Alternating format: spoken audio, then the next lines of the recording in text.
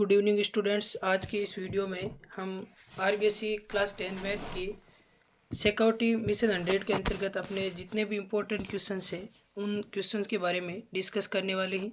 तो आज का ये जो वीडियो है अपना आरबीएसई जो क्लास 10 की मैथ है उससे सिक्योरिटी मिशन 100 के अपने जितने भी इम्पोर्टेंट क्वेश्चंस आए हैं उन सब के बारे में एक एक क्वेश्चन के बारे में डिटेल से डिस्कस करने वाले और उनका सोल्यूशन करने वाले। तो आज की क्लास को स्टार्ट करते हैं। तो सबसे पहले ही अपने पास में चैप्टर नंबर 1 है वास्तविक संख्या रियल नंबर। इस चैप्टर से अपने कुल कितने क्वेश्चन पूछे जाते हैं? कुल 4 अंक के क्वेश्चन पूछे जाते हैं। इसमें बहुविकल्पीय प्रश्न कितने आते हैं? 2। और लघुत्तरात्मक प्रश्न कितना आता है? 1। और टोटल जो वेटेज हो जाता है इस चैप्टर का वो कितना हो जाता है? 4 अंक का वेटेज इस चैप्टर का अपने जो माध्यमिक शिक्षा बोर्ड का एग्जाम है उसमें हो जाता है। अब बात करते हैं आज की क्लास के पहले क्वेश्चन की। क्वेश्चन नंबर 1 है अपने पास में, निम्नलिखित में से कौन सी अपरिमेय संख्या नहीं है?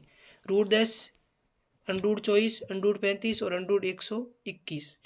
अब यहाँ पर √10 का √10 है, ये 24 है, √35 है, लेकिन √121 को अब क्रम सोल्व करें तो 121 का √ कितना हो जाता है? 11। कितना हो जाता है? 121 का √ कितना हो जाता है? 11। तो यहाँ पर कौन सी अपरिमेय संख्या नहीं है? √121 यहाँ पर अपरिमेय संख्या नहीं है। ये एक कैसी संख्या है? परिमेय संख्या है, क्योंकि इसका वर्गमूल कितना हो जाएगा? 11 हो जाएगी। बात करते हैं सेकंड क्वेश्चन की। 2 - √3 1 है। 2 - √3 की बात करें यहाँ पर तो 2 कैसी संख्या है? परिमेय। √3 कैसी संख्या है? अपरिमेय। ठीक है, एक परिमेय संख्या है अपने पास में और दूसरी कैसी संख्या है? एक तो है परिमेय संख्या और साथ में दूसरी संख्या क्या है? अपरिमेय संख्या। तो आपको ध्यान रखना है, जब कभी भी एक परिमेय संख्या हो और उसके साथ में एक अपरिमेय संख्या हो, एक परिमेय और एक अपरिमेय संख्या का से योग करें, चाहे उन दोनों का अंतर करें, चाहे उन दोनों का गुणा करें और चाहे उन दोनों का क्या करें? भाग करें, हमेशा कैसी संख्या आएगी? एक अपरिमेय संख्या आएगी। जब एक परिमेय संख्या और एक अपरिमेय संख्या का योग, अंतर, गुणा या भाग करे तो कैसी संख्या प्राप्त होगी? एक अपरिमेय संख्या प्राप्त होगी। तो यहाँ पर राइट आंसर क्या हो जाएगा? 2 - √3 एक कैसी संख्या है? 2 - √3 एक अपरिमेय संख्या। बात करते हैं नेक्स्ट क्वेश्चन की। पाई 1 है, परिमेय संख्या, अपरिमेय संख्या, वास्तविक संख्या, 2 व 3 दोनों। पाई की बात करें तो पाई एक कैसी संख्या होती है? पाई एक अपरिमेय संख्या होती है। पाई एक कैसी संख्या होती है? अपरिमेय। लेकिन बहुत सारे स्टूडेंट यहाँ पर गलती कर देते, यहाँ पर अपरिमेय को टिक कर देते, लेकिन यहाँ पर राइट आंसर क्या होगा कि अपरिमेय भी है और साथ साथ में कैसी है? वास्तविक भी है। तो 2 व 3 दोनों, क्योंकि चाहे परिमेय संख्या हो चाहे अपरिमेय संख्या हो, दोनों मिलकर क्या होती है? वास्तविक संख्या होती है। दोनों क्या होती है? वास्तविक संख्या होती है। तो यहाँ पर पाई 1 है अपरिमेय और अपरिमेय के साथ साथ में क्या है? वास्तविक। मतलब वास्तविक के 2 पार्ट होते हैं, परिमेय और अपरिमेय। ठीक है, उसमें से पाई कैसी संख्या है? अपरिमेय। तो यहाँ पर जल्दीबाजी में आपको अपरिमेय टिक नहीं करना, अपरिमेय संख्या है, साथ साथ में पाई एक कैसी संख्या है? पाई एक वास्तविक संख्या भी। नेक्स्ट क्वेश्चन, 2 संख्याओं का में से 15 है, ले से 105 है, यदि उनमें से एक संख्या 5 है दूसरी संख्या होगी। देखो हम जानते हैं कि 2 संख्याओं का गुणनफल, जैसे एक संख्या a है दूसरी संख्या b है, इनका जो गुणनफल होता है ये किसके बराबर होता है? दोनों संख्याओं का HCF कितना है? 15 और इंटू किसके होता है? LCM के बराबर होता है। 15 × 105 हो जाएगा। ठीक है, अब यहाँ पर एक संख्या अपने पास में दे रखी, जैसे a कितना मान लेते? 5। b अपने को ज्ञात करना है, बराबर कितना है? बराबर है अपने पास में 15 × 105। ठीक है, अगर काट दे तो 5 के पहाड़े से 5 भाग में चला जाएगा। 5 कहाँ भाग में चला जाएगा? 5 से 15 कितनी बार कट जाएगा? 3 बार। तो b बराबर कितना आ जाएगा?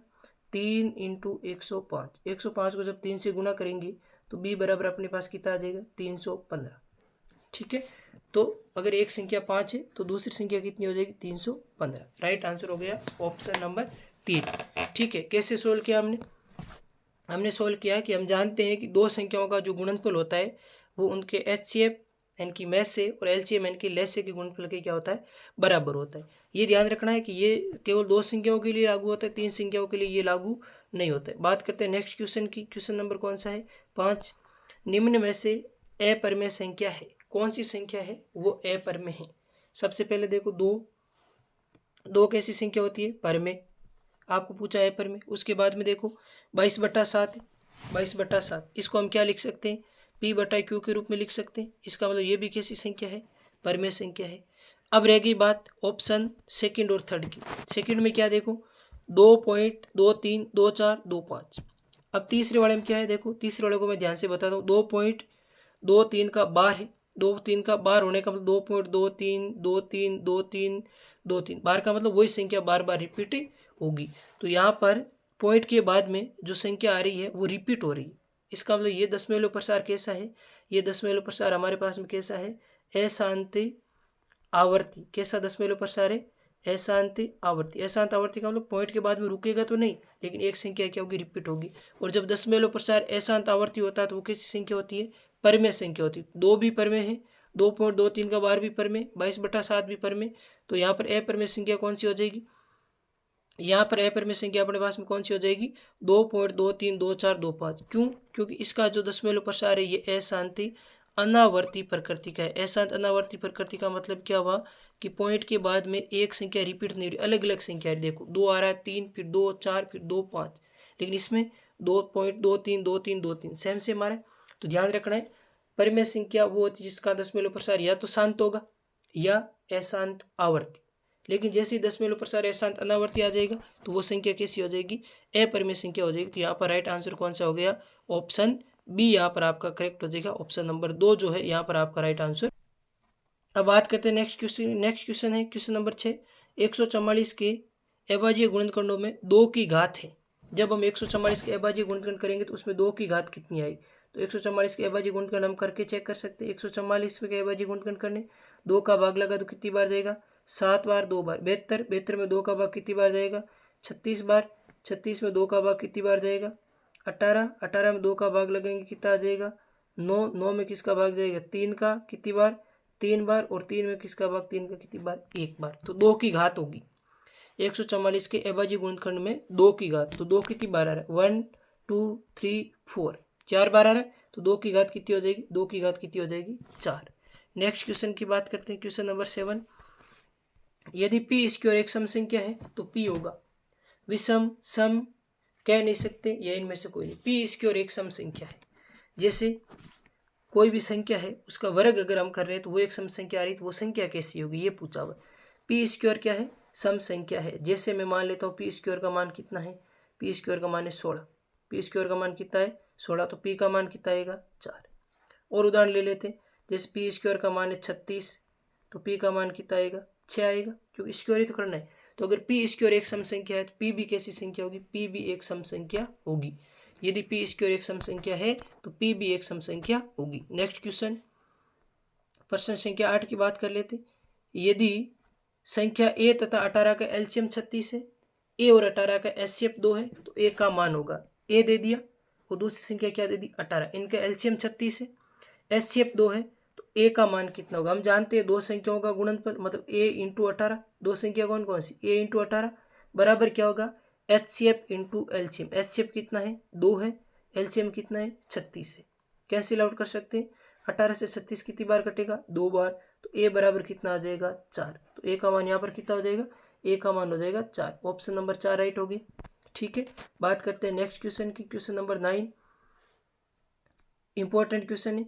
संख्याओं 96 व 404 का में से इनकी एचसीएफ होगा। एक संख्या अपने पास में 96, दूसरी संख्या 404, इनका पूछा गया आपको एचसीएफ। एचसीएफ कितना होगा, वैसे आप निकाल सकते हो, कोई बड़ी बात है नहीं। एक तो 96 के गुणनखंड करने, किसके गुणनखंड करने, 96 के। तो जैसे हम लोग 96 के गुणनखंड करेंगे तो 2 का भाग लगा दो, कितने का जा रहा है, 2 का। कितनी बार, 4 बार।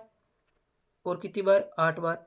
48 में किसका जाएगा, 2 का 24 बार। 24 में किसका, 2 का 12 बार। 12 में किसका, 2 का 6 बार। 6 में किसका, 2, 6 में किसका जाएगा, 2 का कितनी बार, 6 में किसका जाएगा, 2 का कितनी बार, 3 बार। 3 में किसका जाएगा, 3 का 1 बार। ठीक है, दूसरे किसके गुणनखंड करने थे, दूसरे अपने को करने थे 404 के। तो 404 के कर लो।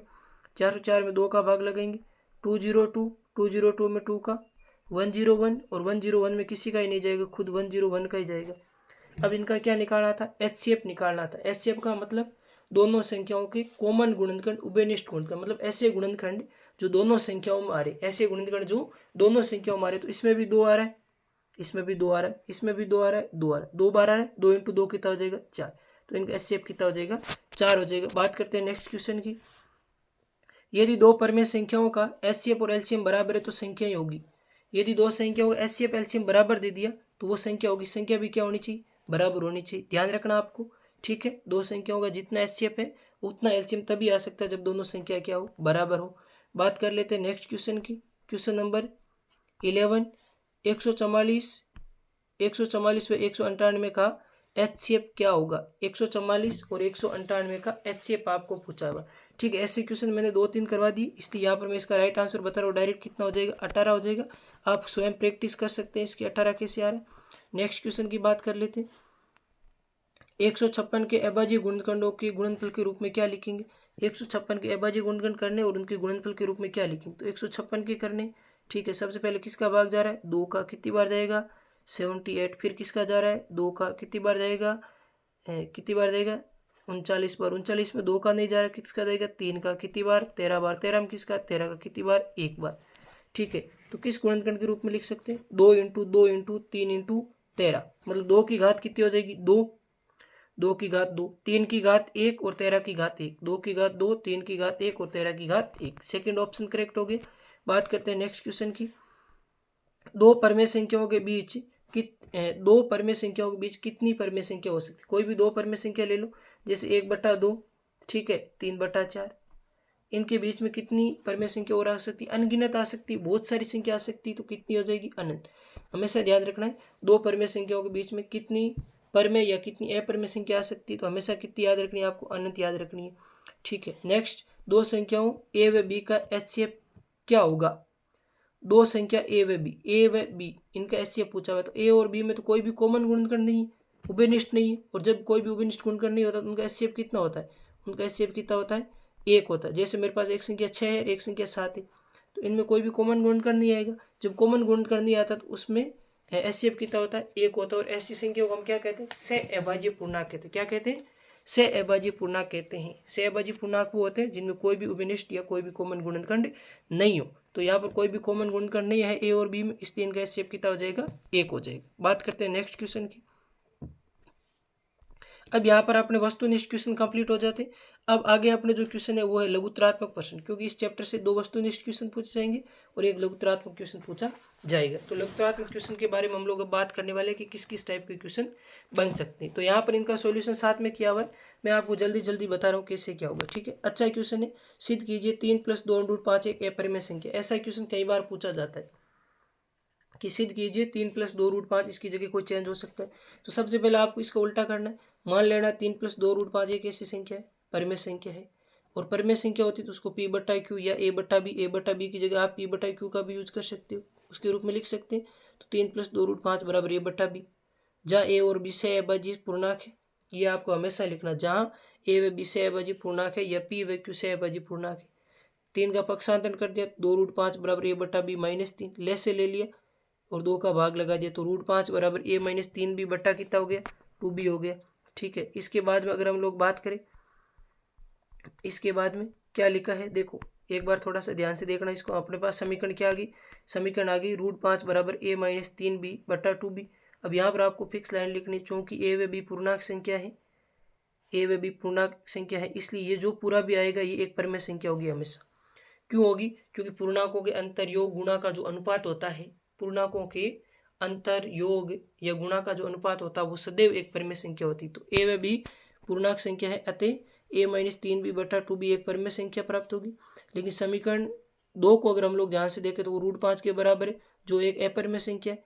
अतः परिणाम क्या होता है, विरोधाभास या हमारी पूर्व कल्पना का विरोधाभास उत्पन्न होता है। इसलिए 3 + 2√5 एक जो हमने माना है वो क्या है, गलत बात है, हमने परिमेय माना था, इसलिए ये कैसी संख्या होगी, अपरिमेय संख्या होगी। नेक्स्ट क्वेश्चन की बात कर लेते हैं। जांच कीजिए कि क्या किसी प्राकृत संख्या n के लिए संख्या 6n अंक 0 पर समाप्त हो सकती है, ये अपने को चेक करके बताना है। तो 6n है, 0 पर समाप्त होने के लिए आपको मैं एक रफ आइडिया बता देता हूँ कि 6 के गुणनखंड कर लो, कितने होते हैं, 2 × 3। अगर यहाँ घात में n लगा दूँ तो इधर इनकी भी घात कितनी लगा दो, 2 × 3 की घात कितनी लगा दो, n लगा दो। ठीक है, तो अब इसमें गुणनखंड में कौन आ रहा है, 2 आ रहा है, और कौन आ रहा है, 3 आ रहा है। लेकिन 0 पर किसी भी संख्या के समाप्त होने के लिए 2 और 5 होना क्या अनिवार्य है, क्योंकि 2 × 5 मिलकर 10, 2 × 5 क्या होता है, 10 शून्य का निर्माण करते हैं। आपको ये पूछा हुआ कि n के किसी मान के लिए 6n अंक 0 पर समाप्त हो सकती है, तो ये 0 पर समाप्त नहीं हो सकती, क्योंकि इसके गुणनखंड में क्या उपस्थित नहीं है, 2 तो उपस्थित है लेकिन 5 उपस्थित नहीं है। तो यही बातें लिखनी। हम जानते हैं कि कोई भी धनात्मक पूर्णांक जो शून्य पर समाप्त होगा वह अंक 5 से भाज्य होता है, अर्थात उस धनात्मक पूर्णांक का एक गुणनखंड 5 होना चाहिए। या किसी भी n के लिए संख्या 6 की पावर n धनात्मक पूर्णांक जो शून्य पर समाप्त होता है, अतः गुणनखंड करने पर। ये ऊपर वाली चीज आपको नहीं लिखनी है एग्जाम के अंदर, ठीक है, इनका ज्यादा कोई औचित्य नहीं, आपको डायरेक्ट करना है। सबसे पहले क्या लिखोगे, दी गई संख्या बराबर 6 की पावर n, दी गई संख्या बराबर 6 की पावर n, अभाज्य गुणनखंड करने पर 6 की पावर n बराबर 2 गुणा 3 की पावर n या 2 की पावर n 3 की पावर n। फिर क्या लिखोगे, क्योंकि 6 की पावर n के अभाज्य गुणनखंड में 2 तो उपस्थित है लेकिन 5 उपस्थित नहीं, इसलिए ये अंक शून्य पर समाप्त नहीं हो सकते। शून्य पर समाप्त होने के लिए किसी भी अभाज्य संख्या के गुणनखंड में कम से कम एक बार 2 व एक बार 5 उपस्थित होना जरूरी, अदरवाइज वो शून्य पर समाप्त नहीं हो सकती। नेक्स्ट क्वेश्चन, अभाज्य गुणनखंड विधि द्वारा 510 और 92 का HCF और LCM ज्ञात कीजिए। इसमें ज्यादा बताने वाली कोई बात है नहीं, 510 के गुणनखंड करने हैं ये आ जाएंगे, 92 के गुणनखंड करने ये आ जाएंगे। HCF निकालना, क्या निकालना है, HCF क्या होता है, उभयनिष्ठ गुणनखंड की जो अधिकतम घात होती है वो। उभयनिष्ठ गुणनखंड इन दोनों में कौन सा है, इसमें एक बार 2 है, इसमें भी एक बार 2 है, और तो कोई उभयनिष्ठ है नहीं, तो HCF कितना हो जाएगा इसका 2। अब LCM क्या होता है कि जो भी जितने भी गुणनखंड सब लेना है, तो 2 इंटू 2 इंटू 2 बार ले लिया, 2 बार लिया तो ये ऑलरेडी आ गया, फिर 3 फिर 5 फिर 17 फिर 23, इन सब का गुणनखंड कर दिया तो 23,400 कितना आ गया 60, ये LCM हो गया। ज़्यादा हार्ड क्वेश्चन है नहीं, सिंपल ही है। क्वेश्चन नंबर 18, दो संख्याओं 90 व 144 के LCM 720 है तो HCF ज्ञात करो। वही है, दो संख्या दे दी, कौन कौन सी, दो संख्याओं का LCM और HCF में निम्न संबंध होता है। मैंने पहले ही बता दिया कि दो संख्याओं का गुणनफल जो होता है वो किसके बराबर होता है, दो संख्याओं का जो गुणनफल होता है वो LCM इंटू HCF के क्या होता है, बराबर होता है। संख्या कौन कौन सी थी, 90 और 144 बराबर 720 इंटू क्या हो गया HCF, तो HCF बराबर क्या हो जाएगा, HCF बराबर हो जाएगा 90 इंटू 144 बटा भाग किसका लग जाएगा, भाग लग जाएगा 720 का। तो जैसे इसको सोल्व करेंगे 720 का भाग लगा दिया तो HCF अपने पास में कितना आ जाएगा, सोल्व करती है HCF का मान कितना आ जाएगा 18। ये यहाँ पर अपना क्वेश्चन कंप्लीट हो जाता है। बात करते हैं नेक्स्ट क्वेश्चन की, सिद्ध कीजिए √3 एक अपरिमेय संख्या है। नेक्स्ट क्वेश्चन अपने पास में क्या है, सिद्ध कीजिए √3 एक अपरिमेय संख्या। अपरिमेय संख्या वाला तरीका बताया हुआ है, सबसे पहले उल्टा लेके चलना है कि माना √3 एक परिमेय संख्या है। अगर परिमेय संख्या है तो इसको P बटा Q यानी कि A बटा B के रूप में लिख सकते हैं, जहाँ A और B क्या होते हैं, सहअभाज्य पूर्णांक होते हैं और B बराबर क्या नहीं होता है, साथ में एक चीज़ और भी लिखनी, B बराबर नॉट इक्वल टू 0। फिर अब आगे इसको सोल्व कैसे किया, दोनों पक्षों का क्या कर दिया, वर्ग, √3 का वर्ग A बटा B का वर्ग, √3 का वर्ग 3 बराबर A² बटा कितना हो गया, A² बटा हो गया अपने पास में B²। अब बात करते हैं नेक्स्ट, क्रॉस मल्टीप्लाई कर दिया, क्रॉस मल्टीप्लाई किया तो कितना हो गया 3 B² बराबर A²। तो यहाँ पर 3 B² A² होने का मतलब A और B पूर्णांक है, A और B क्या है, पूर्णांक है। 3 A² को विभाजित करेगा, A को भी विभाजित करेगा, A बराबर 3C, 3 B² बराबर A की जगह 3C का स्क्वायर, 3 B² बराबर 9C², B² बराबर 3C², वापस हुई आ गई, 3 B² को विभाजित करेगा तो 3 B को भी विभाजित करेगा। तो एक चीज स्पष्ट हो गई कि 3 जो था वो A को भी विभाजित कर रहा था, 3 जो था वो B को भी क्या कर रहा था, विभाजित कर रहा था। इसका मतलब A और B दोनों के अंदर उभयनिष्ठ गुणनखंड कौन हो गया, A और B दोनों के अंदर उभयनिष्ठ गुणनखंड कौन सा हो गया, 3 हो गया। अब इसकी जगह आप ऐसे भी लिख सकते हो, दूसरा तरीका बता रहा हूँ मैं यहाँ पर, समीकरण यहाँ पर बढ़ने के बाद में 3 बराबर A² बटा B² आ गया, इसको मान लो जैसे समीकरण नंबर 1। यहाँ क्या लिख दोगे, चूंकि A व B पूर्णांक है इसलिए A² व B² भी पूर्णांक होंगे तथा B² या A² संख्या 3 से क्या है, विभाज्य है, तो A भी संख्या 3 से विभाज्य होगा। फिर यहाँ पर मान रखना है, फिर वापस वही चीज यहाँ लिखनी, चूंकि A व B पूर्णांक है इसलिए A² और B² भी पूर्णांक होंगे और B² क्या होगा, 3 से विभाज्य होगा, तो B भी 3 से विभाज्य होगा, जिससे A व B में किसमें, A व B में उभयनिष्ठ गुणनखंड 3 विद्यमान है या 3 उपस्थित है, जिससे हमारी पूर्व कल्पना का क्या उत्पन्न होता है, विरोधाभास उत्पन्न होता है। अतः A व B सहअभाज्य पूर्णांक नहीं रहेंगे तो √3 एक परिमेय संख्या नहीं हो सकती, √3 एक ऐसी संख्या होगी, अपरिमेय संख्या होगी। अब नेक्स्ट क्वेश्चन है 20 नंबर, सिद्ध कीजिए 5 माइनस √3 एक अपरिमेय संख्या है। क्या सिद्ध कीजिए, 5 माइनस √3 एक अपरिमेय संख्या। तो वही तरीका वापस, 5 माइनस √3 परिमेय संख्या मान लेंगे, परिमेय संख्या मानेंगे, इसे P बटा Q या A बटा B के रूप में क्या कर सकते हैं, लिख सकते हैं। तो 5 माइनस √3 बराबर P बटा Q या A बटा B, √3 को एक तरफ बाकी को एक तरफ, ठीक है। उसके बाद में लेसे वगैरह लेके क्या करना है, सोल्व करना है। यहाँ पर इसने हालांकि किया हुआ नहीं, यहाँ इसको सोल्व कर लेना। कितना हो जाएगा 5q माइनस पी बटा क्या हो जाएगा q बराबर क्या बचेगा √3। फिर एक ही लाइन लिखनी, चूंकि पी व क्यू पूर्णांक है इसलिए ये पूरा जो भी अनुपात आ रहा है 5q माइनस पी बटा क्यू एक परिमेय संख्या होगी। लेकिन ये समीकरण 1 मान लोगे, समीकरण 1 से ये किसके बराबर है √3 के बराबर है, जिससे हमारी पूरी कल्पना का विरोधाभास उत्पन्न होता है। अतः 5 माइनस √3 एक परिमेय संख्या नहीं है, इसलिए ये एक अपरिमेय संख्या होगी। नेक्स्ट, सिद्ध कीजिए 7√5 एक अपरिमेय संख्या। कहने का तात्पर्य ये हुआ इस चैप्टर में से या तो एचसीएफ एलसीएम ज्ञात करने के लिए पूछेगा या फिर सिद्ध करने के लिए पूछेगा कि सिद्ध कीजिए दी गई संख्या एक अपरिमेय संख्या है। दो टाइप की लघुत्तरात्मक प्रश्न बनते, अगर आप दोनों तैयार करके जाते तो आपको आई थिंक कोई दिक्कत आने वाली नहीं। अब इसकी बात कर लेते, तो वही तरीका 7√5 को क्या मान लो परिमेय संख्या। परिमेय संख्या तो a बटा बी या p बटा q के रूप में लिख सकते हैं, जहाँ ये दोनों क्या होता है 6 बजे पूर्णांक और b का मान क्या होता है 0 नहीं हो सकता।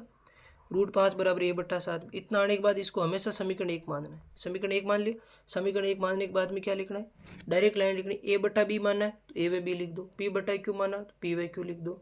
चूंकि a व b पूर्णांक है इसलिए a बटा 7 भी एक परिमेय संख्या है, लेकिन समीकरण 1 से a बटा 7 भी बराबर √5, ठीक है, जो कि एक अपरिमेय संख्या है, जिससे हमारी पूर्व कल्पना का विरोधाभास उत्पन्न होता है। अतः 7√5 एक परिमेय संख्या नहीं है, परिमेय संख्या नहीं थी, कैसी संख्या होगी ऑटोमेटिक अपरिमेय संख्या होगी।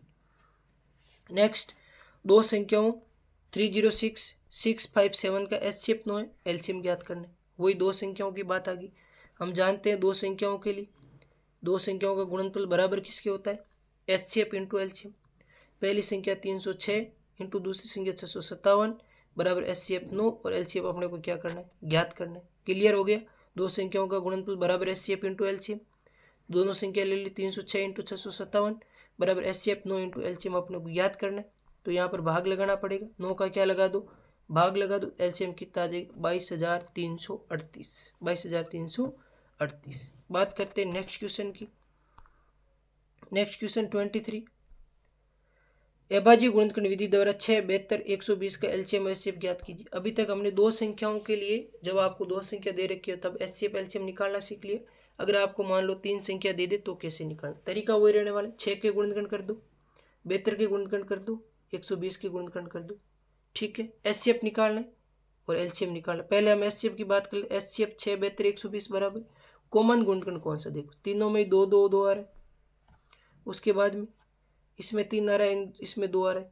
3 की बात करें तो इनमें भी 3 3 एक बार आ रहा है, इसमें भी एक बार आ रहा है, और एक तो आगे 2 और एक आ गया 3, तो 2 इंटू 3 बराबर एचसीएफ कितना हो गया 6।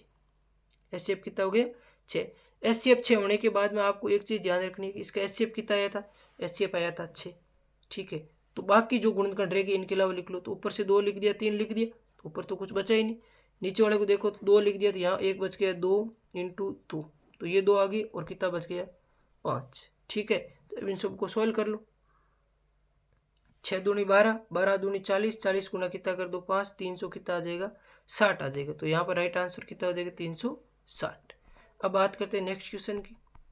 तो ये पहले चैप्टर के सारे क्वेश्चन कंप्लीट हो गए अपने पास में। चैप्टर नंबर 1 से रिलेटेड 2 वस्तुनिष्ठ प्रश्न और 1 लघुत्तरात्मक प्रश्न यहाँ पर कंप्लीट हो जाता है। अब बात करते हैं चैप्टर नंबर 2 से संबंधित जो अपने क्वेश्चन है उनकी यहाँ पर हम लोग डिस्कस करने वाले। तो चैप्टर 2 को स्टार्ट करते हैं। चैप्टर 2 का सबसे पहले फर्स्ट क्वेश्चन, निम्न में से बहुपद है, निम्न में से बहुपद है, बहुपद होने के लिए क्या जरूरी है, बहुपद होने के लिए ये जरूरी है कि उसमें जो भी चर राशि आ रही है, जो भी चर राशि आ रही उसकी घात जो है वो हमेशा एक पूर्ण संख्या रहनी चाहिए। किसी भी बीजीय व्यंजक के बहुपद होने के लिए क्या जरूरी है, उस बीजीय व्यंजक के बहुपद होने के लिए उसमें जो भी चर राशि आ रही उस चर राशि की घात हमेशा क्या होनी चाहिए कि पूर्ण संख्या होनी चाहिए। पूर्ण संख्या का मतलब 0 1 2 3 इस टाइप में रहनी चाहिए। सबसे पहले बात करें √3x², x की घात 2 है, पूर्ण संख्या बहुपद है। अगले में √x है, मतलब x की घात 1/2 है, बहुपद नहीं है। अगले में y + 2/y, इसको जब सोल्व करेंगे तो ये भी एक बहुपद है, नहीं है। क्यों, क्योंकि y बट्टा में आ गया तो घात इसमें भी क्या आएगी बट्टा में ही आएगी, पूर्ण संख्या नहीं आएगी। यहाँ पर रूट आ गया, रूट का मतलब घात 1/2 है, तो ये भी एक बहुपद है, नहीं। तो बहुपद कौन सा हो जाएगा √3x² प्लस कौन सा हो जाएगा 4। नेक्स्ट, निम्न में से रेखिक बहुपद है। रेखिक बहुपद कौन सा होता है? जब चर की घात कितनी हो? चर की घात 1 हो। कोई भी बहुपद रेखिक बहुपद कब होता है? जब चर की घात 1 हो। यहाँ ध्यान से देखो, चर की घात कितनी? 2 है, रेखिक बहुपद नहीं। यहाँ चर की घात 1 है, मतलब ये रेखिक बहुपद है। इसमें चर की घात 2 है, नहीं है। इसमें चर की घात 0, ये भी नहीं। तो रेखिक बहुपद कौन सा हो जाएगा? रेखिक बहुपद हो जाएगा 4x - 1, क्योंकि रेखिक बहुपद होने के लिए क्या जरूरी है? रेखिक बहुपद होने के लिए उस बहुपद में चर की अधिकतम घात कितनी रहनी चाहिए? 1 रहनी चाहिए। नेक्स्ट की बात कर लेते हैं। नेक्स्ट क्वेश्चन, निम्न में से द्विघात बहुपद है। द्विघात बहुपद होने के लिए चर की घात कितनी होनी चाहिए? चर की घात 2। या चर की घात 1 है, मतलब नहीं है। या चर की घात 0 है, मतलब नहीं है। या अगर मैं बात करूँ चर की घात 2 है, लेकिन इसको सोल्व करेंगे चर की घात कितनी हो जाएगी? देखो, लेस से कितना आ गया? एक्स स्क्वायर आ गया। X square into x, x की घात कितनी हो जाएगी? 3 प्लस कितना? 1। तो सोल्व करने पर चर की अधिकतम घात कितनी आ रही? 3 आ रही। तो ये द्विघात बहुपद नहीं, कैसा बहुपद है? ये त्रिघात बहुपद है। आगे बात करें तो ये भी नहीं है। 2x square minus 3x plus 1, तो यहाँ चर की अधिकतम घात कितनी है? 1 है। तो ये कैसा बहुपद है? ये एक द्विघात बहुपद है। ऑप्शन 4 करेक्ट हो गया। नेक्स्ट प्रश्न की बात कर लेते। बहुपद px बराबर 4x square plus 7x minus 5x की घात 3 की घात है। इस पूरे बहुपद की घात पूछी हुई। अब आपको बता देते हैं कि बहुपद की घात क्या होती है। कोई भी अगर आपको बहुपद दे दिया और उस बहुपद की घात क्या होती है? उस बहुपद की घात है उस बहुपद में उपस्थित चर की अधिकतम घात। चर की अधिकतम घात जो होती है वो उस पूरे बहुपद की क्या कहलाती है? घात। किसी भी बहुपद में उपस्थित चर राशि की अधिकतम घात, मतलब ज्यादा से ज्यादा पावर, ज्यादा से ज्यादा घात, उस पूरे बहुपद की क्या कहलाती है? घात। तो यहाँ पर इस पूरे बहुपद में चर x है, x की अधिकतम घात कितनी है? 3 है। तो यहाँ पर बहुपद की घात भी कितनी हो जाएगी? 3 हो जाएगी। तो राइट आंसर हो गया बहुपद की घात कितनी? 3। नेक्स्ट क्वेश्चन की बात करें। बहुपद टी स्क्वायर माइनस 15 के शून्य। तो बहुपद अपने पास में कौन सा था? बहुपद था टी स्क्वायर माइनस 15। शून्य ज्ञात करने के लिए इसके बराबर में क्या रखना पड़ेगा? 0। बराबर में क्या रखना पड़ेगा? 0। तो टी स्क्वायर बराबर कितना देगा? 15। जब वर्गमूल करके टी निकलेंगे तो टी बराबर कितना आ जाएगा? Plus minus root 15। Plus minus root 15। तो इसके शून्य रूट 15 और minus root 15। Plus minus root 15 मतलब रूट 15 और माइनस रूट 15। फोर्थ ऑप्शन यहाँ पे भी करेक्ट है। नेक्स्ट प्रश्न की बात कर लेते हैं। हम यहाँ पर प्रश्नों को स्पीड से ही करें ताकि आप जल्दी जल्दी कवर कर सको कम टाइम में। बहुपद पी एक्स बराबर a x square plus b x plus c में शून्यकों का गुणनफल होगा। शून्यकों का गुणनफल आपको पहले ही बता दिया होगा। जैसे ये लिख रखा है यहाँ पर शून्यकों का योग किसके बराबर होता है? माइनस ऑफ एक्स का गुणांक बटा एक्स स्क्वायर गुणांक माइनस बी बटा आई। और अगर आपको पूछ ले शून्यकों का योगफल की जगह क्या पूछ ले? गुणनफल पूछ ले। शून्यकों का क्या पूछ ले? गुणनफल पूछ ले। तो शून्यकों का गुणनफल किसके बराबर होता है? सी बट्टा ए के। अचर पद बट्टा एक्स स्क्वायर का गुणा। शून्यकों का योगफल पूछे तो माइनस बी बट्टा ए। ठीक है। शून्यकों का गुणनफल पूछे तो सी बट्टा ए। किस बहुपद के लिए? द्विघात बहुपद के लिए। Next question, x square plus b x plus p में शून्यकों का योग। अभी बात की शून्यकों का योग कितना हो जाएगा?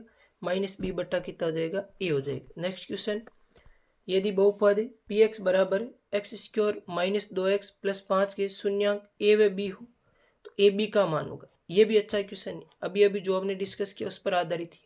बहुपद दे रखा है, इसके द्विघात बहुपद कितने शून्यक आएंगे? 2। एक शून्यक ए है, दूसरा शून्यक बी है। तो आपको पूछा ए इंटू बी का मतलब आपको क्या पूछा? शून्यकों का गुणनफल। शून्यकों का क्या पूछा? गुणनफल। तो शून्यकों का गुणनफल किसके बराबर होता है? सी बट्टा 1 है। तो यहाँ सी का मान कितना?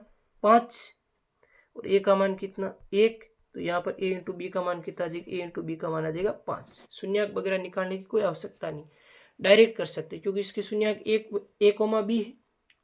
दोनों शून्यक दे दी। आपसे क्या पूछा हुआ? ए बी का मतलब शून्यकों का क्या पूछा गया था? गुणनफल। शून्यकों का गुणनफल किसके बराबर होता है? सी बट्टा ए के बराबर होता है। तो सी का मान कितना आ गया? 5। ए का मान कितना आ गया? 1। तो यहाँ पर ये राइट आंसर कितना हो जाएगा? 5 हो जाएगा। नेक्स्ट क्वेश्चन की बात कर लेते। यदि बहुपद 2x square plus x plus के का शून्यक 3 है तो के का मान। देखो इसको थोड़ा सा सोल्व कर लेते। इधर बहुपद था अपने पास में 2x square plus x plus कितना था? के था। शून्यकों की बात आ गई, बराबर में क्या रखना पड़ेगा? बराबर में 0 रखना पड़ेगा। अब इसका एक शून्यक कितना दे दिया? 3 दे दिया। मतलब जब इसको सोल्व करेंगे भाई शून्यकों के लिए 2x² प्लस एक्स प्लस के बराबर क्या रखेंगे 0। सोल्व करेंगे तो इसमें जो एक शून्यक आएगा वो 3 आएगा, शून्यकों का मतलब एक्स का मान कितना आएगा 3 आएगा, तो एक्स का मान 3 रख दो 2 इंटू एक्स का मान 3 का स्क्वायर प्लस 3 प्लस के बराबर कितना हो जाएगा 0।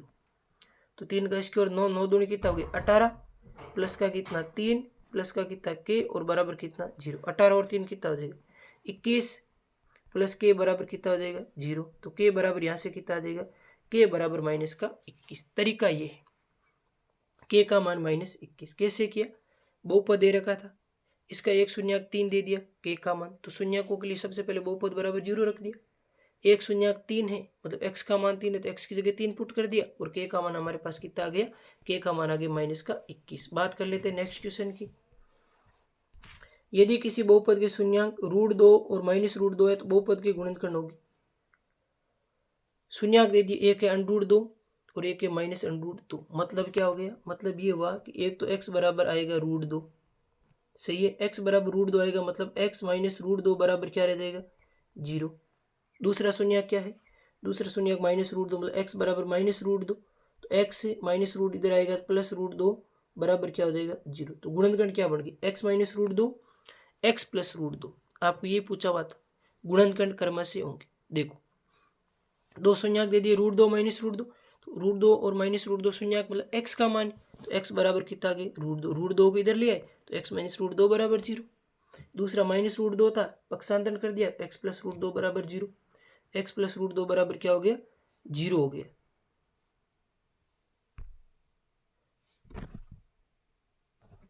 x प्लस √2 बराबर क्या हो गया 0 हो गया। तो अपने को गुणनखंड इसके करने थे तो इसके गुणनखंड कितने हो जाएंगे x -√2 और x प्लस √2। तीसरा ऑप्शन करेक्ट हो गया। बात करते हैं नेक्स्ट क्वेश्चन की। बहुपद के शून्यकों का योगफल तथा गुणनफल क्रम से 0 और √5 है तो बहुपद होगा। शून्यकों का योग दे रखा है, गुणनफल दे रखा है। जब आपको शून्यकों का योग और गुणनफल दे रखा हो तो बहुपद क्या होता है, बहुपद होता है x² माइनस शून्यकों का योग मतलब अल्फा प्लस बीटा इंटू कितना होता है x प्लस क्या होता है शून्यकों का गुणनफल मतलब अल्फा इंटू क्या होता है बीटा। जब आपको शून्यकों का योग और गुणनफल दे रखा हो तो बहुपद निकालने का फॉर्मूला क्या होता है, याद रख लेना। जब आपको शून्यकों का योग और गुणनफल दे रखा हो तो बहुपद निकालने का फॉर्मूला क्या होता है x² माइनस शून्यकों का योगफल इंटू x प्लस शून्यकों का गुणनफल। तो x² माइनस शून्यकों का योगफल कितना था, योगफल तथा गुणनफल, तो योगफल तो हो गया 0, तो 0x प्लस गुणनफल कितना था √5, तो √5 हो गया।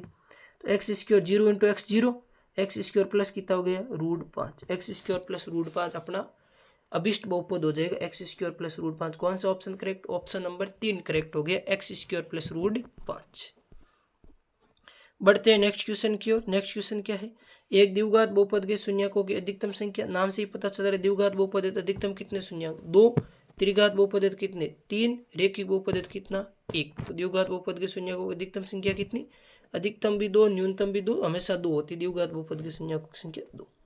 ये अपने यहाँ पर चैप्टर नंबर 2 में वस्तुनिष्ठ प्रश्न कंप्लीट हो गए। अब चैप्टर नंबर 2 से भी कितने वस्तुनिष्ठ प्रश्न आते हैं, 2 वस्तुनिष्ठ प्लस 1 लघुत्तरात्मक, टोटल 2 + 2 ये भी कितने अंक का चैप्टर है 4 अंक का चैप्टर है। वस्तुनिष्ठ प्रश्न हमने कंप्लीट कर लिए। अब हम लोग बात करेंगे चैप्टर नंबर 2 से रिलेटेड लघुत्तरात्मक प्रश्नों की। यहाँ पर बात पहला क्वेश्चन है, बहुपद px बराबर x² माइनस 2x माइनस 8 के शून्यक ज्ञात कीजिए। इसके शून्यक ज्ञात करने, बहुत इजी क्वेश्चन है। बहुपद क्या था x² माइनस 2x माइनस 8 बराबर क्या था 0 था। अब इसके शून्यक ज्ञात करने, तो सबसे पहले शून्यक ज्ञात करने के लिए बराबर में क्या रख दिया 0। अब अपने पास में क्या था, देखो एक बार मैं लिख देता हूँ यहाँ पर x² माइनस 2x माइनस 8 बराबर 0। ठीक है, इसके गुणनखंड करने तो बीच वाले पद के ऐसे 2 पार्ट करने कि गुणा करे तो माइनस का 8 आना चाहिए और जोड़े तो माइनस का कितना आना चाहिए 2x आना चाहिए। तो हमने कर लिया माइनस का 4x और प्लस का कितना 2x, ये यहाँ पर लिखा है x² minus 4x plus 2x बराबर कितना है -8 बराबर 0। अब पहले दोनों में से x² और -4x में से कॉमन कितना ले लिया x, तो x -4 बच गया, फिर 2 कॉमन लिया तो x -4 बच गया। ठीक है, पूरे में से कॉमन क्या ले लिया x -4, x प्लस 2 बच गया।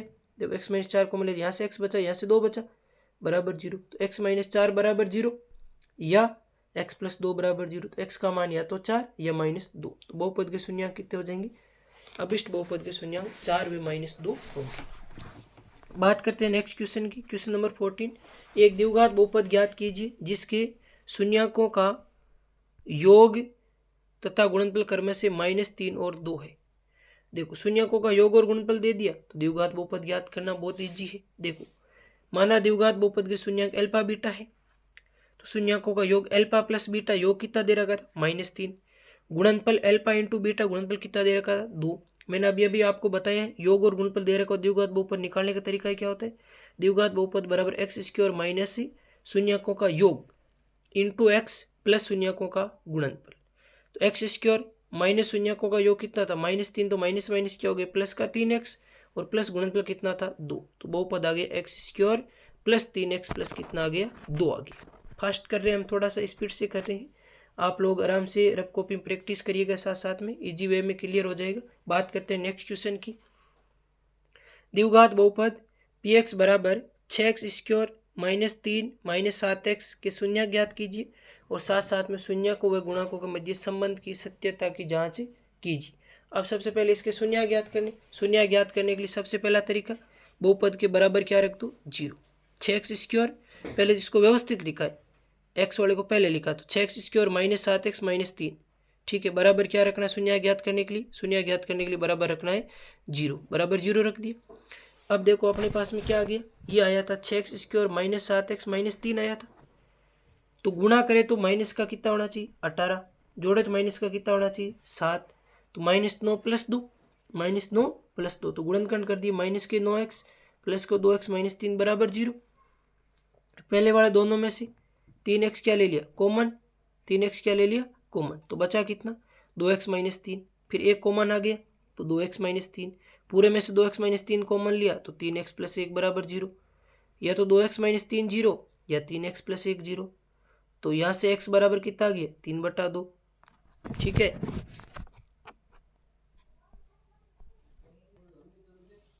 x बराबर 3/2 और दूसरे से x बराबर कितना आ गया, दूसरे से x बराबर आ गया -1/3, ठीक है।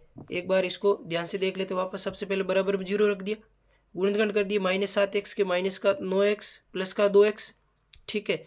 6x स्क्वायर माइनस का 9x था, इसमें से कॉमन कितना ले लिया, इसमें से कॉमन ले लिया 3 और क्या कॉमन ले लिया x, 3x कॉमन लिया तो कितना बचा 2x माइनस कितना बच गया 3, आगे वाले इसमें से एक कॉमन लिया तो 2x -3 बराबर 0 रखा, तो या तो x बराबर 3/2 या x बराबर -1/3, ये अपने पास में इसके शून्यक आ गई। अब शून्यक को व गुणकों के मध्य संबंध की सत्यता की जांच करनी, तो अतः शून्यक 3/2 -1/3 होंगे। शून्यक और गुणकों के मध्य संबंध की जांच सत्यता की जांच करने के लिए शून्यकों का योग कर दिया, दोनों का योग आ गया 7/6, गुणनफल कर दिया -1/2। व्यापक द्विघात बहुपद में तुलना करके a का मान, b का मान और c का मान निकाल दिया। शून्यक और गुणकों के मध्य संबंध की सत्यता की जांच कैसे करनी, पहले आपने जो नॉर्मल शून्यक निकाला उनका योग कर लिया, उनका गुणनफल कर लिया। अब बहुपद में देखते हैं कि शून्यकों का योग है वो -b/a के बराबर है या नहीं, और गुणनफल है वो c/a के बराबर है। जांच ऐसे करनी कि शून्यकों का योग -b/a के बराबर आना चाहिए और गुणनफल है वो c/a के क्या होना चाहिए, बराबर होना चाहिए। तो उसके लिए हमने क्या किया, व्यापक द्विघात बहुपद में a का मान 6, b का मान -7, c का मान -3, शून्यक व गुणकों में संबंध निकाला, तो शून्यकों का योग -b/a किया तो ये भी 7/6, ये भी 7/6, शून्यकों का गुणनफल c/a किया तो ये भी -1/2, ये भी -1/2। अतः अभिष्ट द्विघात बहुपद के शून्यकों व गुणकों के मध्य संबंध क्या हो जाएगा, सत्य हो जाएगा। बात करते हैं नेक्स्ट क्वेश्चन की।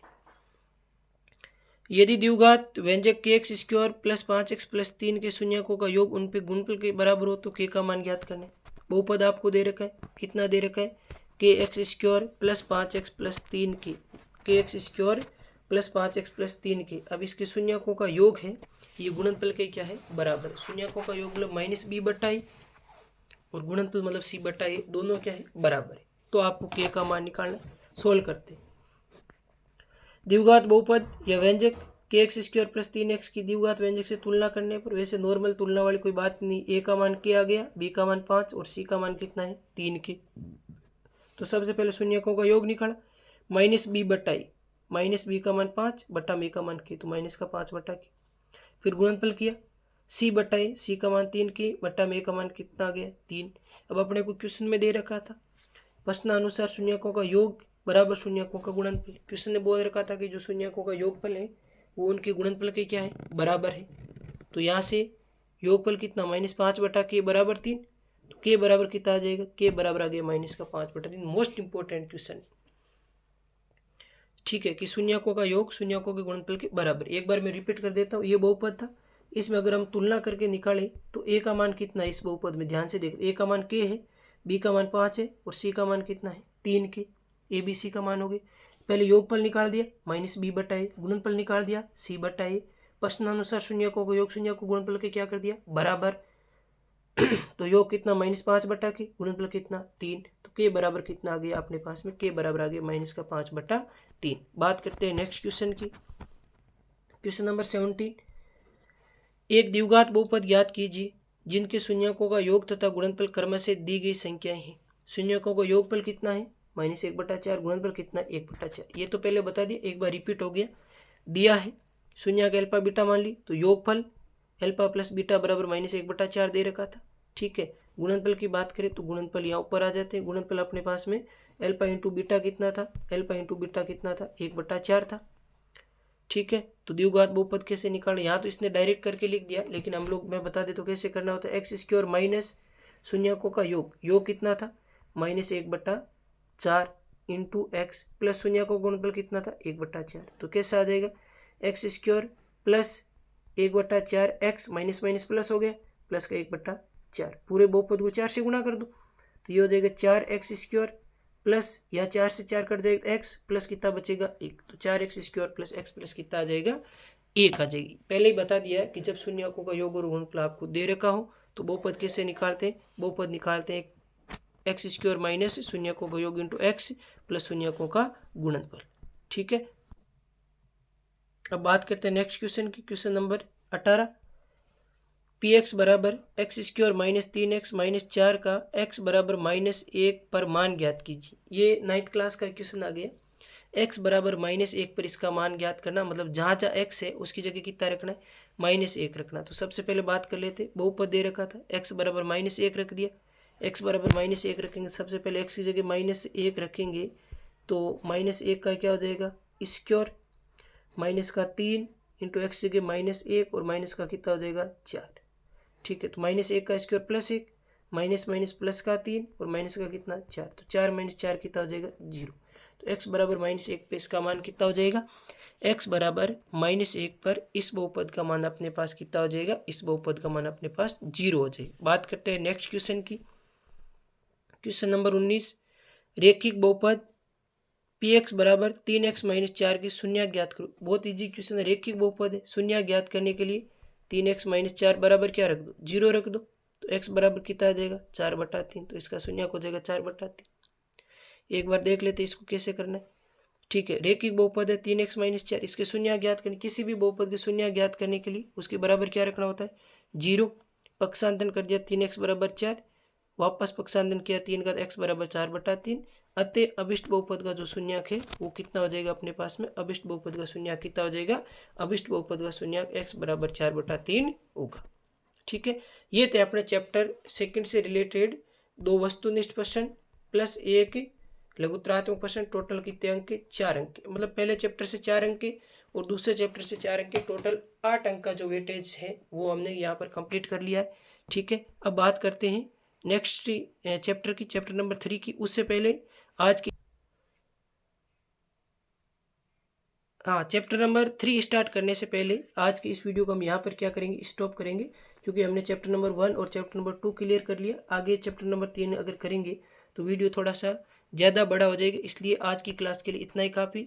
आप इस वीडियो अगर आपको अच्छा लगा तो ज़्यादा से ज़्यादा अपने फ्रेंड्स में जो भी 10th क्लास के भैया बहन पढ़ने वाले उन सबको शेयर करें, और नेक्स्ट वीडियो का वेट कीजिएगा। चैप्टर नंबर 3, 4 और 5 का वीडियो लगभग एक साथ में आने वाला, या हो सकता है चैप्टर नंबर 3 और 4 का वीडियो आपको एक साथ देखने को मिले। तो आज की इस वीडियो में इतना ही काफ़ी।